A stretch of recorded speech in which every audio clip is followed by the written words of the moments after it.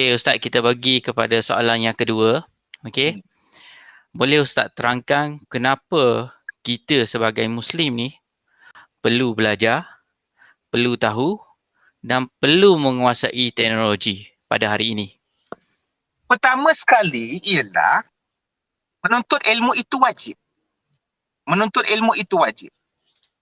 Talabul ilmi faridatun ala kulli muslim wa muslimah. Menuntut ilmu itu wajib ke atas semua orang Islam. Dalam riwayat sebut muslim. Kalau tak ada muslimah pun ala mimbabi taglib. Maknanya muslimah itu termasuk dalam muslim juga. Maknanya yang perempuan termasuk dalam lelaki juga. Sebab lelaki ar-rijalu qawwamuna 'ala nisa. Lelaki ini menguruskan juga perempuan. Seorang suami dia mesti bagi ilmu dekat isterinya. Kalau dia tak mampu bagi ilmu, dia mesti upah ustaz ataupun ustazah untuk mengajar isteri dia. Jangan main-main, berdosa suami nanti.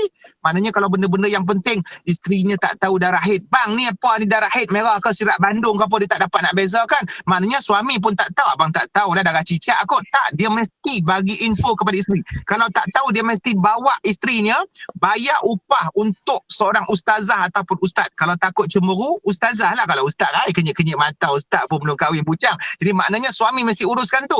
Kemudian yang kedua, seorang bapa yang lelaki. Bapa lelaki mesti bagi ilmu kepada anak perempuan. Tu nak katakan ar-rijalu qawwamuna 'alal nisa. Baik, tu satu. Yang kedua, Allah dah bagi kita soalan.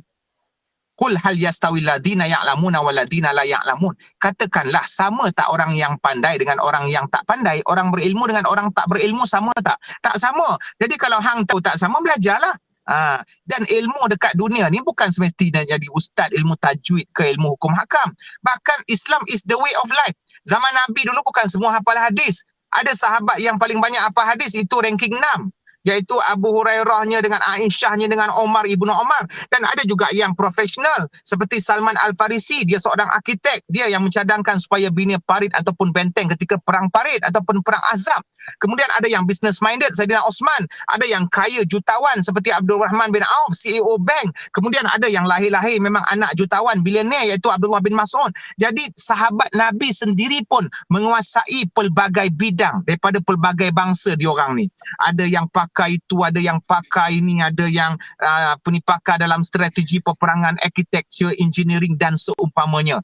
Ada yang pakar dalam bab ubat-ubatan dan merawat, iaitu seperti perempuan. Perempuan pun jangan duduk celah dapur aja. Perempuan pun dia pun cergas pada zaman Nabi. Jururawat yang pertama, kita selalu dengar jururawat yang pertama yang had-had yang bukan Islam seperti Florence Nightingale. Dalam sejarah Islam, jururawat yang pertama antaranya Rufaidah Al-Ansariyah, yang tugasnya turut sama-sama keluar berjihad dan merawat tentera-tentera Islam yang sakit dan juga yang tercedera. Maknanya pelbagai ilmu itu untuk kegunaan Islam. Kita boleh kata, kenapa hang belajar IT? Benda ni dunia. Kena belajar tajwid, ini baru akhirat. Ini salah faham tentang agama.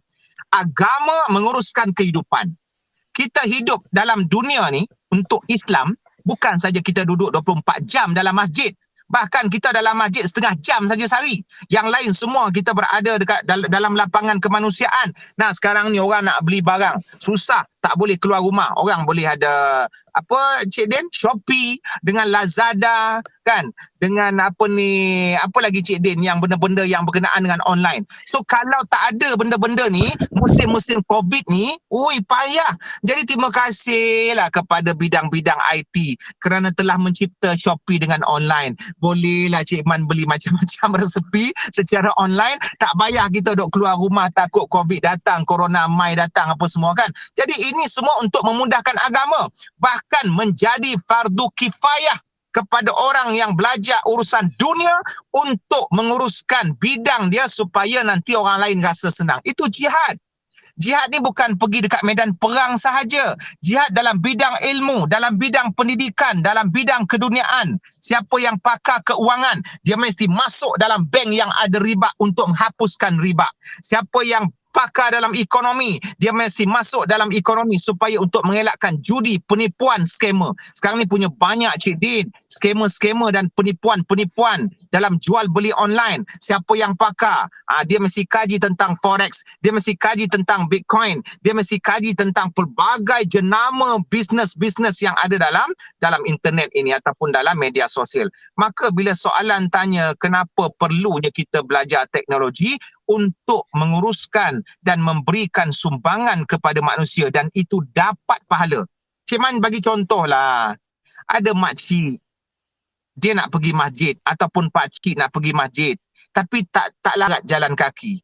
Akhirnya ada budak IT daripada kuis buat satu wheelchair ataupun kursi roda yang tekan-tekan, yang ada remote control, yang ada sensor-sensor kalau naik tangga dia keluar tu, yang ni dia keluar ni, macam cerita Transformer. Akhirnya makcik itu dengan selesanya boleh pergi masjid dalam keadaan dia OKU. Siapa yang dapat pahala? Memang korang berjihad betul-betul. Ya Allah subhanallah, memang dah bagi kemudahan kepada orang OKU untuk pergi ke masjid. Dalam keadaan dia rasa dulu dia ingatkan dia tak boleh pergi ke masjid, contohlah ya, selain daripada dalam suasana pandemik ataupun wheelchair yang berteknologi untuk memudahkan pergerakan, itu satu usaha yang cukup besar, memberikan kehidupan, memberikan nyawa, seperti memberikan nyawa kepada mereka yang berada dalam suasana OKU hasil daripada sentuhan teknologi. Maka teknologi dan juga perubatan, dua bidang yang semakin berkembang sekarang ini mengikut arus zaman, dan dia adalah ilmu yang turut diraikan oleh Islam untuk membantu perkembangan dan untuk memberikan faham Islam kepada orang lain. Bahkan apabila korang mencipta sebarang apps daripada sentuhan teknologi, dapat menyebarkan dakwah dengan app tersebut kepada orang-orang luar seperti di Amerika. Kan kita boleh video call. Hari tu kan ada orang buat video call Instagram live dengan Minah Israel tu kan, Caprice kan. So hasil daripada sentuhan teknologi juga. Jadi suara kita ni sampai ke Israel, suara kita sampai ke Palestin, hasil daripada teknologi. Maka itulah kita katakan teknologi merupakan khadam kepada agama untuk menyambung lidah-lidah Nabi dan menyambung lidah para ulama. Wallahualam.